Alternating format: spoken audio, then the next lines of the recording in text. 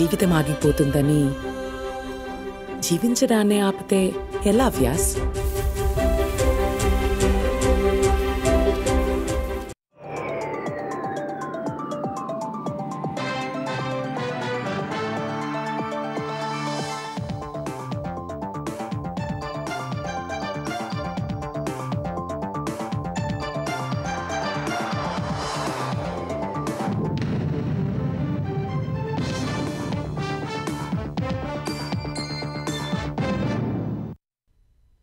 నమస్కారం, ETV news కి స్వాగతం. ముందుగా ముఖ్యాంశాలు. విశాఖలో యోగాంధ్ర సూపర్ హిట్. మోదీ, చంద్రబాబు, పవన్ యోగాసనాలు. కలిసి వచ్చిన 3 లక్షల మందికి పైగా ప్రజలు.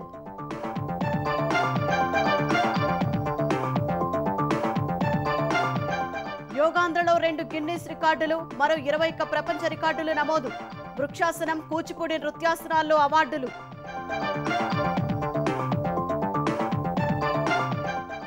భారత ఆత్మకు యోగా ప్రతిరూపమన్న ప్రధాని. యోగా డేను అద్భుతంగా నిర్వహించారని ఏపీ సీఎం మంత్రులపై ప్రశంసలు.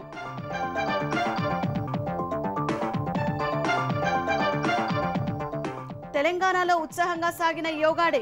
గచ్చిబౌలిలో 5,000 మంది ఆసనాలు. ప్రజలతో మమేకమైన ప్రజాప్రతినిధులు.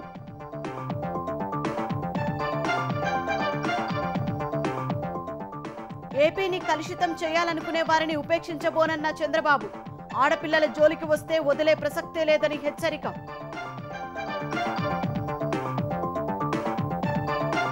అహ్మదాబాద్ ఘటన తర్వాత 3 ఎయిర్ ఇండియా సిబ్బందిపై డీజీసీఏ వేటు. విధి నిర్వహణలో నిర్లక్ష్యం చేశారని వెల్లడి.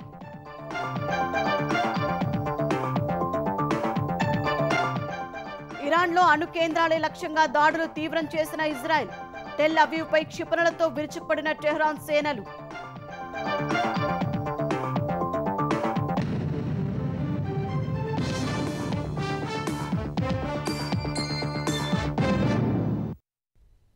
యోగాంధ్ర పేరుతో అంతర్జాతీయ యోగా దినోత్సవాన్ని ఏపీ సర్కార్ అద్భుతంగా నిర్వహించింది. మొత్తంగా 2 గిన్నీస్ రికార్డులు, 21 ప్రపంచ రికార్డులను యోగాంధ్ర నమోదు చేసింది.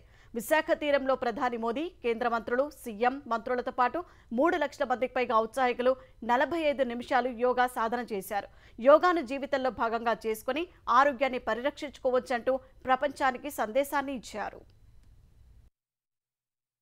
ప్రకృతి రమణీయతకు పెట్టింది పేరైన విశాఖలో నిర్వహించిన యోగాంధ్ర కార్యక్రమం ఆద్యంతం కన్నుల పండుగగా సాగింది. Yoga for one earth one health నినాదంతో నిర్వహించిన 11వ అంతర్జాతీయ యోగా డేలో విశాఖ ఆర్కే బీచ్ నుంచి భోగాపురం వరకు 3,100,000 మంది పాల్గొన్నారు. ఉదయం 5 గంటల నుంచే విశాఖ, విజయనగరం, శ్రీకాకుళం సహా వివిధ ప్రాంతాల నుంచి ప్రజలు విశాఖ చేరుకున్నారు. అధికారులు తమకు కేటాయించిన స్థలాలకు నేరుగా చేరుకున్నారు. ఈ ఉదయం 7 గంటల నుంచి 7:45 నిమిషాల వరకు 45 నిమిషాల పాటు ప్రధాని నరేంద్ర మోదీ, కేంద్ర మంత్రులు, గవర్నర్, ముఖ్యమంత్రి చంద్రబాబు, ఉప ముఖ్యమంత్రి పవన్ కళ్యాణ్, మంత్రులు, ప్రజలు యోగా సాధన చేశారు. విశాఖ తీరంలో నిలిపి ఉంచిన యుద్ధ నౌకలపైన యోగాసనాలు వేశారు.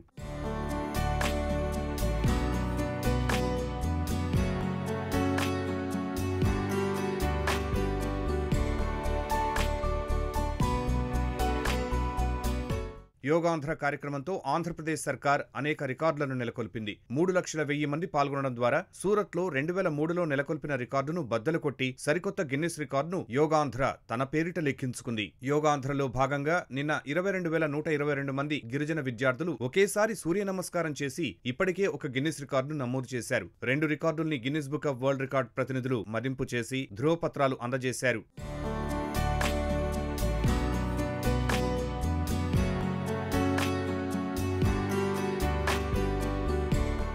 ఒకే భూమి, ఒకే ఆరోగ్యం కోసం యోగా నినాదం ప్రపంచ సంకల్పంగా మారాలని ప్రధాని నరేంద్ర మోదీ ఆకాంక్షించారు. యోగా దినోత్సవం సందర్భంగా ప్రతి ఒక్కరూ అధిక బరువు సమస్య నుంచి దూరంగా ఉండేందుకు ఆహారంలో నూనె వినియోగాన్ని 10% తగ్గించాలని మరోసారి సూచించారు.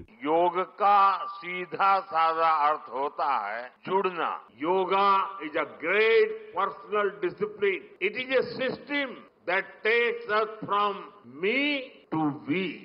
मी टू वी का ये भाव ही भारत की आत्मा का सार है.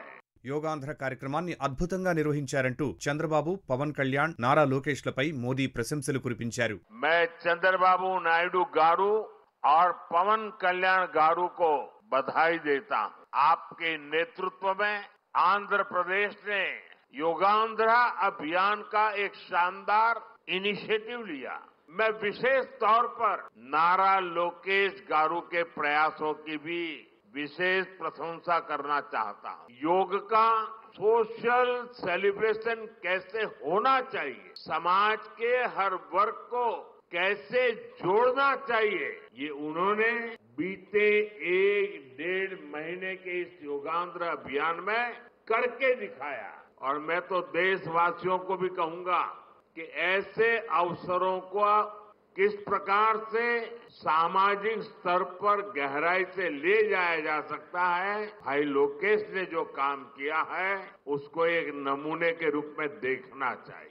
యోగాను ఒలింపిక్ సహా అన్ని క్రీడా పోటీల్లో చేర్చేలా చొరవ చూపాలని ప్రధానికి చంద్రబాబు విజ్ఞప్తి చేశారు. స్వర్ణాంధ్ర 2047 సాధనలో యోగాకు భాగస్వామ్యం కల్పిస్తామని చెప్పారు. యోగాంధ్ర కార్యక్రమం ట్రెండ్ సెట్టర్ గా నిలిచింది. నరేంద్ర మోడీ గారు ప్రారంభించిన ఈ ఉద్యమాన్ని మనమందరం ఆచరించి జీవన విధానంగా మార్చుకొని అందరిలో చైతన్యం తీసుకొస్తూ తెలుగు జాతి ప్రపంచానికి ఆదర్శంగా నిలవాలని మనస్ఫూర్తిగా పిలుపుస్తున్నా. యోగాను విశ్వవ్యాప్తం చేశారంటూ ప్రధాని మోదీని ఏపీ ఉప ముఖ్యమంత్రి పవన్ కళ్యాణ్ కొనియాడారు. మన యోగా విశిష్టతను, గొప్పదనాన్ని ఋగ్వేదంలో ఉన్న మహానుభావులు తెలియజేస్తే దానిని ప్రపంచ వ్యాపితం చేసిన దార్శనికులు మాత్రం గౌరవ ప్రధానమంత్రి శ్రీ నరేంద్ర మోదీ గారు. ప్రపంచ యోగా దినోత్సవం యావత్ భారతవానికి, భారతీయులకి దక్కిన గౌరవం. వన్ ఎర్త్ వన్ హెల్త్ ఈ ఆరోగ్యం థీమ్ ని ఈ వేదిక నుంచి ప్రతి ఒక్కరూ ముందుకు తీసుకెళ్లాలని మనస్ఫూర్తిగా కోరుకుంటూ వందనాలు, నమస్కారాలు. యోగా డేను పురస్కరించుకుని తపాలా శాఖ విడుదల చేసిన ప్రత్యేక స్మారక స్టాంప్లతో కూడిన ఆల్బంను ప్రధాని మోదీ ఆవిష్కరించారు. ఆంధ్రప్రదేశ్లోని అన్ని జిల్లాల్లో ప్రపంచ యోగా దినోత్సవాన్ని పురస్కరించుకుని ఊరూరా ఆసనాలు వేశారు. అనంతపురం పీటీసీ మైదానంలో కలెక్టర్ ఆధ్వర్యంలో 5,000 మంది విద్యార్థులు, ఉద్యోగులు, స్వచ్ఛంద సంస్థల నిర్వాహకులు యోగాసనాలు వేశారు. కడప వైఎస్ రాజారెడ్డి క్రికెట్ స్టేడియంలో సుమారు 5,000 మంది యోగాసనాలు వేశారు. కర్నూలు జిల్లా ఆదోని మున్సిపల్ ప్రాంగణంలో ప్రజలు, ప్రజాప్రతినిధులు, అధికారులు ఆసనాలు వేశారు. తిరుపతి జిల్లాలో 6,200 ప్రాంతాల్లో 9 నుంచి 10 లక్షల మంది ఆసనాలు వేశారని కలెక్టర్ వెంకటేశ్వర్ తెలిపారు. తిరుపతి ఎస్వి యూనివర్సిటీ తారకరామ స్టేడియంలో పలువురు అధికారులు ఆసనాలు వేశారు. శ్రీ పద్మావతి మహిళా యూనివర్సిటీలో ఎన్సీసీ క్యాడెట్లు గుర్రంపై కూర్చొని ఆసనాలు వేశారు. నెల్లూరు జిల్లాలో 7,000 ప్రాంతాల్లో యోగాసనాలు వేశారు. నెల్లూరు ఏసీ సుబ్బారెడ్డి స్టేడియంలో సుమారు 10,000 మందితో కలిసి ఎంపీ వేమిరెడ్డి ప్రభాకర్ రెడ్డి, ఎమ్మెల్యే కోటంరెడ్డి శ్రీధర్ రెడ్డి ఆసనాలు వేశారు. తూర్పుగోదావరి జిల్లాలో 450 కేంద్రాల్లో 8 లక్షల మంది పాల్గొన్నారు. రాజమహేంద్రవరంలో జాతీయ రహదారిపై సుమారు 2 కిలోమీటర్ల మేర నగర ప్రజలు యోగాసనాలు వేశారు.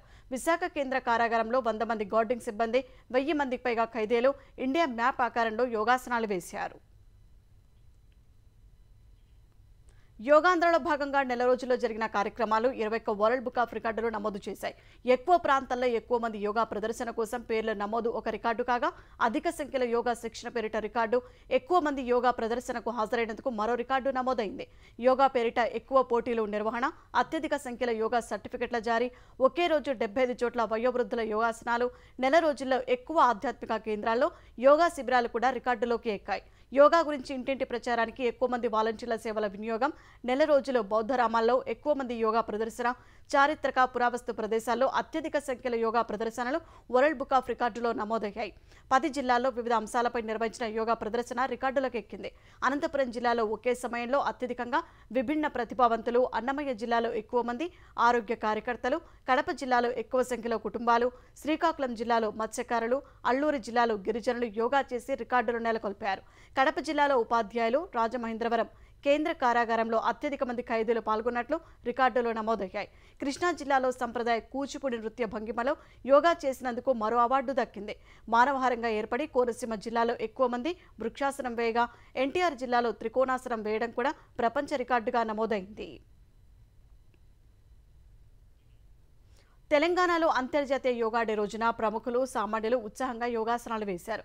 హైదరాబాద్ గచ్చిబౌలి స్టేడియంలో తెలంగాణ ప్రభుత్వం నిర్వహించిన యోగా డే వేడుకల్లో గవర్నర్ జిష్ణుదేవ్ వర్మ, మంత్రులు రాజనరసింహ, వాకిటి శ్రీహరి, ప్రభుత్వ ప్రధాన కార్యదర్శి రామకృష్ణారావు సహా ప్రజాప్రతినిధులు, అధికారులు, విద్యార్థులు సుమారు 5,000 మంది ఒకేసారి ఆసనాలు వేశారు.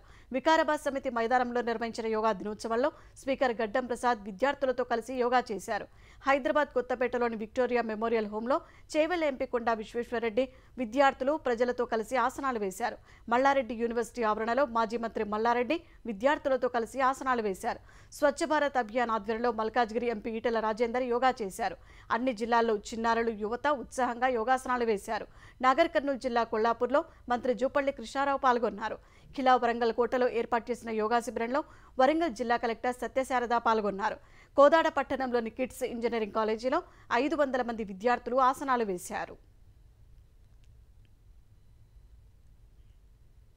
Yoga for one earth one health ఇతివృత్తంతో జరిగిన 11వ అంతర్జాతీయ యోగా దినోత్సవంలో నేతలు, రాజకీయ ప్రముఖులు ఉత్సాహంగా పాల్గొన్నారు. డెహ్రాడూన్లో రాష్ట్రపతి ద్రౌపది ముర్ము ప్రాణాయామం చేశారు. ఢిల్లీలో లోక్సభ స్పీకర్ ఓం బిర్లా, కేంద్ర మంత్రులు జేపీ నడ్డా, శివరాజ్ సింగ్ చౌహాన్ ఆసనాలు వేశారు. భారత్లోని ప్రపంచ దేశాల దౌత్య సిబ్బందితో కలిసి విదేశాంగ మంత్రి జయశంకర్ యోగా సాధన చేశారు. అహ్మదాబాద్లో హోంమంత్రి అమిత్ షా ఆసనాలు వేశారు. బీజేపీ పాలిత రాష్ట్రాల సీఎంలు వారి రాష్ట్రాల్లో ఆసనాలు వేశారు. జమ్మూ కాశ్మీర్ శ్రీనగర్లోని లాల్ చౌక్, దాల్ సరస్సు వద్ద స్థానికులు ఉత్సాహంగా ఆసనాలు వేశారు. ఇంజనీరింగ్ అద్భుతానికి నిదర్శనమైన ప్రపంచంలోనే ఎత్తైన చీనా రైలు వంతెన వద్ద యోగా సెషన్లో స్థానికులతో రైల్వే, సిఆర్పీఎఫ్ సిబ్బంది కలిసి పాల్గొన్నారు. లద్దాఖ్లోని ప్యాంగాంగ్ సో సరస్సు వద్ద మంచుకొండల్లో ఐటీబీపీ జవాన్లు 14,200 అడుగుల ఎత్తులో యోగా చేశారు. పశ్చిమ బంగాల్లోని సిలిగుడలో బీఎస్ఎఫ్ జవాన్లు యోగా నిర్వహించారు. గుజరాత్ అంబాజీ ఆలయంలో విద్యార్థులు, యువకులు జానపద నృత్యాలు, గర్భా సమ్మిళితంగా యోగా చేశారు. రాజస్థాన్ బికనేర్లో మండుతున్న ఇసుక తిన్నెలపై యువకుల బృందం యోగా సాధన చేసింది. ప్రజా చైతన్యంతో 11వ అంతర్జాతీయ యోగా దినోత్సవ వేడుకను విజయవంతంగా నిర్వహించామని ముఖ్యమంత్రి చంద్రబాబు సంతోషం వ్యక్తం చేశారు. యోగా డేపై విశాఖ కలెక్టరేట్లో మంత్రులు, అధికారులతో చంద్రబాబు సమీక్షించారు. క్రమం తప్పకుండా యోగాభ్యాసంతో ఆరోగ్యకరమైన, సంతోషకరమైన ఆంధ్రప్రదేశ్ వైపు సాగుదామని ఆయన పిలుపునిచ్చారు. 26 జిల్లాల్లో 26 థీమ్ బేస్డ్ యోగా నిర్వహించామన్న సీఎం 1,00,000కు పైగా ప్రదేశాల్లో 2.5 కోట్ల మంది యోగా చేశారని తెలిపారు. 11వ అంతర్జాతీయ యోగా డే నిర్వహణపై ప్రత్యేక డిక్లరేషన్ ప్రకటిస్తామని చంద్రబాబు వెల్లడించారు. యోగా డే కోసం చేసిన ఖర్చుపై, వైసీపీ చేస్తున్న ప్రచారంపై అడిగిన ప్రశ్నకు ఘాటుగా సమాధానమిచ్చారు. కొందరు వ్యక్తుల గురించి మాట్లాడటం అనవసరమంటూ జగన్పై పరోక్ష విమర్శలు చేశారు.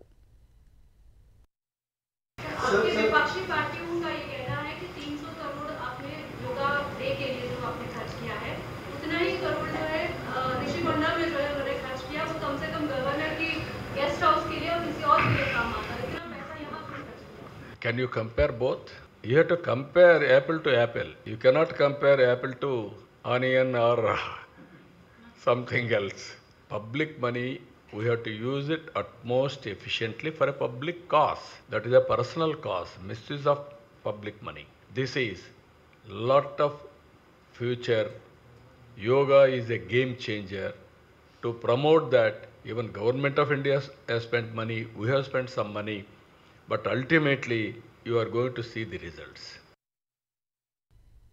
ఆంధ్రప్రదేశ్ను కలుషితం చేద్దామనుకునే చర్యలను ఉపేక్షించబోమని చంద్రబాబు తేల్చెప్పారు. ఆడపిల్లల జోలికొస్తే వదిలిపెట్టబోమని తీవ్రస్థాయిలో హెచ్చరించారు. ఈ రాష్ట్రంలో ఎవడైనా సరే నేరాలు చేసి తప్పించుకోవాలనుకున్నా, ఆడబిడ్డల జోలుకొచ్చి తప్పించుకోవాలనుకున్నా అదే చివరి రోజు అవుతుంది. Be clear. వాట్ నాన్ సెన్స్. 3 years ఆడబిడ్డల పైన ఏంటి అత్యాచారాలు ఏంటి? కుప్ప లాంటి కాన్స్టిట్యూన్సీ చెట్టుకు గట్టేసి కొట్టడం ఏంటి? అప్పు కట్టలేదని. అంటే ఇవన్నీ 5 ఏళ్లలో అలవాటు అయిపోయి ఆ భయం పోయింది. అందుకే నేను పదే చెప్తున్నా, మర్యాదకు చెప్తా, ఒకసారి చెప్తా, రెండోసారి చెప్తా, కొట్టేటప్పుడు మాత్రం గింగు తిరిగి కొడతాం. మళ్ళీ జీవితంలో మళ్ళీ రాకూడదు, బయట రాకూడదు. అవి కూడా జరిగి చూస్తాం. నా ఒకటే ప్రజాహితం, public safety, no compromise. Quarry యజమానిని డబ్బుల కోసం బెదిరించారనే కేసులో హుజూరాబాద్ ఎమ్మెల్యే బీఆర్ఎస్ నేత కౌశిక్ రెడ్డికి ఊరట లభించింది. గత అర్ధరాత్రి ఆయనను అరెస్టు చేసిన హన్మకొండ జిల్లా సుబేదారి పోలీసులు ఈ మధ్యాహ్నం కాజీపేటలోని రైల్వే కోర్టులో ప్రవేశపెట్టారు. ఇరువైపుల వాదనలు విన్న జడ్జి రిమాండ్ తిరస్కరించి షరతులతో కూడిన బెయిల్ మంజూరు చేశారు. గత రాత్రి శంషాబాద్ విమానాశ్రయం వద్ద కౌశిక్ రెడ్డిని అదుపులోకి తీసుకున్న పోలీసులు అక్కడి నుంచి సుబేదారి పోలీస్ స్టేషన్కు తరలించారు. మధ్యాహ్నం సుబేదారి పిఎస్ నుంచి కౌశిక్ రెడ్డిని వరంగల్ ఎంజీఎం ఆసుపత్రికి తరలించి వైద్య పరీక్షలు చేయించారు.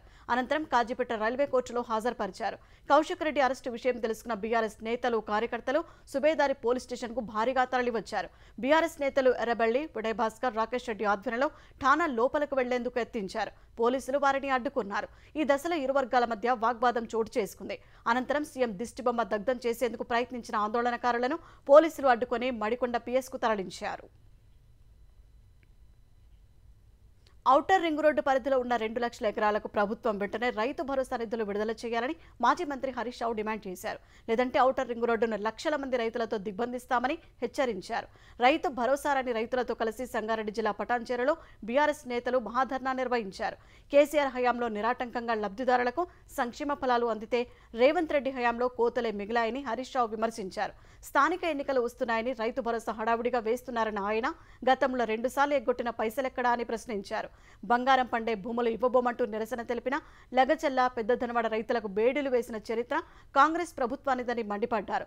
రైతులంతా రేవంత్ సర్కారుకు తగిన గుణపాఠం చెప్పాలని హరీష్ రావు పిలుపునిచ్చారు. పెన్షన్లు పెంచలేదు గాని ఇచ్చే పెన్షన్లు 1,00,000 మంది కోత పెట్టిండు. కరెంటులో కోత, కేసీఆర్ కిట్టులో కోత, రైతు బంధుల్లో కోత. అందుకే నువ్వు ఎనుముల రేవంత్ రెడ్డి కాదు, కోత రేవంత్ రెడ్డివి అంట. మా భూములు గుంజుకోవద్దు, మా భూములు మాకు కావాలంటే లగచర్ల గిరిజన రైతులకు బేడీలేసిండు, జైల్లో పెట్టిండు. ఇథనాల్ ఫ్యాక్టరీ మాకు వద్దు అంటే పెద్ద ధన్వాళ్ళ రైతులకు బేడీలేసి జైల్లో పెట్టిండు రేవంత్ రెడ్డి. బేడీలేసిన రేవంత్ రెడ్డికి ఈ రాష్ట్ర రైతులందరూ కలిసి గుణపాఠం చెప్పాలని చెప్పి నేను కోరుతా ఉన్నా. ఆయన అనుకుంటుండు ఔటర్ రింగ్ రోడ్డు లోపల ఉన్న రైతులకు 2 లక్షల మంది రైతులకు రైతు బంధు ఎగబెడితే ఏమైతుంది అనుకుంటుండు. ఈ 2 లక్షల మంది రైతులు వచ్చి రేపు ఔటర్ రింగ్ రోడ్డును మొత్తం బ్లాక్ చేస్తే దిమ్మ తిరుగుతా, జాగ్రత్త అని చెప్పి హెచ్చరిస్తా ఉన్నాం. బీఆర్ఎస్ నేతల ఆందోళనపై తెలంగాణ వ్యవసాయ శాఖ మంత్రి తుమ్మల నాగేశ్వరరావు మండిపడ్డారు. ఔటర్లోపు సాగులో ఉన్న భూమిని గుర్తించి రైతు భరోసా నిధులు విడుదల చేయడంలో జరిగిన ఆలస్యాన్ని రాజకీయంగా వాడుకోవడం బీఆర్ఎస్కే చెల్లిందని మంత్రి విమర్శించారు. 6వ రోజున ఇవాళ 9 ఎకరాల వరకు రైతు భరోసా నిధులు జమ చేశామని తెలిపారు. ఇప్పటి వరకు 66.19 లక్షల మంది రైతుల ఖాతాల్లో 7,770 కోట్లు జమ చేయగానే బీఆర్ఎస్ నాయకులు డ్రామాలు మొదలుపెట్టారని ఆక్షేపించారు. పంట పండే ప్రతి గుంటకు రైతు భరోసా చెల్లించే బాధ్యత కాంగ్రెస్ ప్రభుత్వం తీసుకుందని మంత్రి తుమ్మల స్పష్టం చేశారు. తెలంగాణ ఎస్సీ, ఎస్టీ, మైనారిటీ సంక్షేమ శాఖల మంత్రిగా అడ్లూరి లక్ష్మణ్ కుమార్ బాధ్యతలు స్వీకరించారు. డిప్యూటీ సీఎం భట్టే విక్రమార్క, మంత్రులు పొన్నం ప్రభాకర్, తుమ్మల నాగేశ్వరరావు, శ్రీధర్ బాబు తదితరులు అడ్లూరి లక్ష్మణ్ను కలిసి శుభాకాంక్షలు తెలిపారు. అనంతరం ఎస్సీ, ఎస్టీ, దివ్యాంగుల సంక్షేమానికి సంబంధించిన ఫైళ్లపై మంత్రి లక్ష్మణ్ సంతకాలు చేశారు. అనంతరం గౌళిదొడ్డి సాంఘిక సంక్షేమ గురుకుల పాఠశాలలకు వెళ్లి విద్యార్థులతో కలిసి మంత్రి భోజనం చేశారు. భద్రాద్రి కొత్తగూడెం జిల్లా బూర్గంపాడులో అటవీశాఖ సిబ్బంది గిరిజన మహిళల చీరలు చింపికొట్టారని బీఆర్ఎస్ కార్యనిర్వాహక అధ్యక్షుడు కేటీఆర్ మండిపడ్డారు. ఇది కాంగ్రెస్ ప్రభుత్వ నైతిక పతనానికి, రాక్షసత్వానికి నిదర్శనమని అన్నారు. ఈ అనాగరిక చర్య తెలంగాణ ఆడబిడ్డల ఆత్మగౌరవంపై ప్రత్యక్ష దాడి అని కేటీఆర్ ఆరోపించారు. 30 ఏళ్లుగా సాగు చేసుకుంటున్న భూముల నుంచి అడవి బిడ్డలను వెళ్లగొట్టాలనుకోవడం ప్రజాస్వామ్య స్ఫూర్తిని పాత్ర వేయడమేనని అన్నారు. రాహుల్ గాంధీ వాగ్దానం చేస్తున్న న్యాయం, సమానత్వం అంటే బుల్డోజర్ సంస్కృతేనా అని కేటీఆర్ ప్రశ్నించారు. బూర్గంపాడు మండలంలోని పోడుభూముల్లో నిన్న అటవీశాఖ సిబ్బంది, గిరిజనులకు మధ్య వాగ్వాదం జరిగింది. తమపై అటవీశాఖ ఉద్యోగి దాడి చేశాడని గిరిజన మహిళలు ఆరోపించారు. పల్నాడు జిల్లా రెంటపాలలో వైసీపీ అధ్యక్షుడు జగన్ పర్యటన సందర్భంగా వివాదాస్పద ప్లకార్డులు ప్రదర్శించిన కేసులో నిందితుడు వైసీపీ కార్యకర్త రవితేజకు సత్తెనపల్లి కోర్టు 14 రోజుల రిమాండ్ విధించింది. జగన్ పర్యటన సందర్భంగా ఉద్రిక్తతలు రెచ్చగొట్టే విధంగా రప్ప నరుకుతామంటూ రవితేజ ప్లకార్డులు ప్రదర్శించాడు. దీనిపై స్థానిక కూటమి నేతలు ఫిర్యాదు చేయగా పోలీసులు రవితేజను అరెస్టు చేశారు. రవితేజను సత్తెనపల్లి కోర్టులో హాజరుపరచగా 14 రోజుల రిమాండ్ విధించింది. నిందితుడిని సత్తెనపల్లి సబ్ జైలుకు తరలించారు. ఇరాన్ వద్ద అణ్వాయుధాలు ఉండకూడదనే లక్ష్యంతో సైనిక చర్యకు దిగిన ఇజ్రాయెల్ ఇవాళ దాడులను ఉధృతం చేసింది. టెహ్రాన్కు చెందిన అతిపెద్ద అణు కేంద్రాల్లో ఒకటైన ఇస్ఫహాన్ లక్ష్యంగా వైమానిక దాడులు చేసినట్లు ఇరాన్కు చెందిన ఫార్స్ న్యూస్ ఏజెన్సీ ప్రకటించింది. ఈ దాడులు జరిగిన ప్రదేశంలో అణ్వాయుధాల తయారీకి అవసరమయ్యే పరికరాలు, ప్రాజెక్టులు ఉన్నట్లు ఇరాన్ తెలిపింది. కోమ్ నగరంలోని ఒక భవనంపై ఇజ్రాయెల్ జరిపిన దాడిలో 16 ఏళ్ల యువకుడు చనిపోగా మరో 2 గాయపడినట్లు వెల్లడించింది. అటు ఇస్లామిక్ రెవల్యూషనరీ గాడ్ కార్ప్స్ కు చెందిన డ్రోన్ యూనిట్ కమాండర్ను చంపినట్లు ఐడీఎఫ్ ప్రకటించింది. ఇరాన్ ఇరాన్కు చెందిన క్షిపణుల నిల్వ కేంద్రం సహా ప్రయోగ కేంద్రంపై దాడులు చేసినట్లు ఇజ్రాయెల్ ప్రకటించింది. ఇరాన్ కూడా వందల క్షిపణులను ప్రయోగించగా టెల్ అవీవ్ గగనతలం పేలులతో మార్మోగింది. ఇరాన్ 5 బాలిస్టిక్ మిసైల్స్ ను ప్రయోగించినట్లు ఐడిఎఫ్ తెలిపింది. సెంట్రల్ ఇజ్రాయెల్లో బహుళ అంతస్తుల భవనం తగలబడింది. ఇరాన్ ప్రయోగించిన క్షిపణులను ఐరన్ డోమ్ అడ్డుకోగా వాటి శకలాలు పడి మంటలు చెలరిగినట్లు అధికారులు తెలిపారు. తమ భద్రతకు ముప్పుగా మారిన ఇరాన్ అణు కార్యక్రమాలు బాలిస్టిక్ క్షిపణులను నాశనం చేసే వరకు టెహరాన్పై మిలిటరీ ఆపరేషన్ కొనసాగుతుందని ఇజ్రాయెల్ ప్రధాని నెతన్యాహు తెలిపారు. మరోవైపు ఇరాన్ ఇజ్రాయెల్ మధ్య యుద్ధం ఆపేందుకు జెనీవాలో జరిగిన చర్చలు ఎలాంటి పురోగతి లేకుండా ముగిశాయి. భారత రక్షణ పరిశోధన అభివృద్ధి సంస్థ డిఆర్డీఓ అభివృద్ధి చేసిన అత్యాధునిక బరాక్ క్షిపణులను ఇజ్రాయెల్ తొలిసారి ఉపయోగించింది. తమ ఎయిర్ స్పేస్లోకి దూసుకొచ్చిన ఇరాన్ యుఏవీలను బరాక్ రక్షణ వ్యవస్థ సమర్థంగా కూల్చివేసినట్టు ఇజ్రాయెల్ వెల్లడించింది. బరాక్ 8 వ్యవస్థను డిఆర్డీఓతో కలిసి ఇజ్రాయెల్ అభివృద్ధి చేసింది. ఇందుకోసం డ్యూయల్ ఫేజ్ రాకెట్ మోటార్ వంటి కీలకమైన భాగాలను డిఆర్డీఓ అభివృద్ధి చేసింది. ఆపరేషన్ సింధూర్ సమయంలో బరాక్ 8 డిఫెన్స్ వ్యవస్థను భారత సైన్యం వాడినట్టు తెలుస్తుండగా పాక్ ప్రయోగించిన ఫతా 2 క్షిపణిని ఇది కూల్చినట్టు సమాచారం. బరాక్ వ్యవస్థ హైపర్సోనిక్ బాలిస్టిక్ క్షిపణిని కూల్చివేయగలదని తెలుస్తోంది. బరాక్ 8 డిఫెన్స్తో ఎయిర్ క్రాఫ్ట్, క్రూయిజ్ మిసైళ్లు, C-2C మిసైల్స్, రాకెట్లు, బాలిస్టిక్ మిసైళ్లను చిత్తు చేయవచ్చని ఇజ్రాయెల్ వివరించింది. భవిష్యత్తులో భారత్లో ఏ ఉగ్రదాడి జరిగినా పాకిస్తాన్ అందుకు మూల్యం చెల్లించక తప్పదని రక్షణ మంత్రి రాజ్నాథ్ సింగ్ హెచ్చరించారు. భారత్ చేపట్టిన ఆపరేషన్ సింధూర్ కొనసాగుతోందని, ప్రస్తుతానికి విరామం మాత్రమే ఇచ్చామని పేర్కొన్నారు. అంతర్జాతీయ యోగా దినోత్సవం సందర్భంగా జమ్మూ కశ్మీర్లోని ఉదంపూర్లో రాజ్నాథ్ యోగాసనాలు వేశారు. పాక్ ఉగ్రవాదానికి ఇలాగే మద్దతిస్తూ ఉంటే అందుకు ఆ దేశం అత్యంత దారుణమైన పరిణామాలు ఎదుర్కోవాల్సి ఉంటుందన్నారు. ఉగ్రవాదానికి వ్యతిరేకంగా ఏ చర్య తీసుకోవడానికైనా భారత్ సర్వసన్నద్ధంగా ఉందని తేల్చి చెప్పారు. అహ్మదాబాద్లో ఎయిర్ ఇండియా విమాన దుర్ఘటన తర్వాత ఆపరేషన్స్ విధుల్లో అలసత్వం వహించిన 3 అధికారులపై director general of civil aviation DGCA వేటు వేసింది. లైసెన్సింగ్, సర్వీసింగ్ లోపాలు ఉన్న ఎయిర్ ఇండియా విమాన సిబ్బందిని షెడ్యూల్ చేయడంపై ఆగ్రహించిన డీజీసీఏ అలసత్వంగా వ్యవహరించిన అధికారులపై వేటు వేయాలని సిఫారసు చేసింది. ఇందులో divisional vice president Chura Singh, operations director, crew scheduling chief manager Pinky Mittal, సిబ్బంది షెడ్యూలింగ్, ప్లానింగ్ అధికారి పాయల్ అరోరాలపై చర్యలు తీసుకోవాలని ఆదేశాలు జారీ చేసింది. విమాన లోపాల్ని పట్టించుకోకపోవడం సహా తప్పనిసరి లైసెన్సింగ్ నిబంధనలు ఉల్లంఘించినప్పటికీ వారు పట్టించుకోలేదని డీజీసీఏ పేర్కొంది. ప్రోటోకాల్ పర్యవేక్షణ షెడ్యూల్ చేయడంలో 3 అధికారులు వ్యవస్థాగత వైఫల్యాలకు పాల్పడ్డారని ఎయిర్ ఇండియాకు పంపిన ఆదేశాల్లో డీజీసీఏ స్పష్టం చేసింది. 3 అధికారులను షెడ్యూలింగ్, రోస్టరింగ్కు సంబంధించిన విధుల నుంచి వెంటనే తొలగించాలని ఎయిర్ ఇండియాకు డీజీసీఏ ఆదేశాలు జారీ చేసింది. 3 అధికారులపై తీసుకున్న చర్యలను 10 రోజుల్లో నివేదించాలని ఎయిర్ ఇండియాను ఆదేశించింది.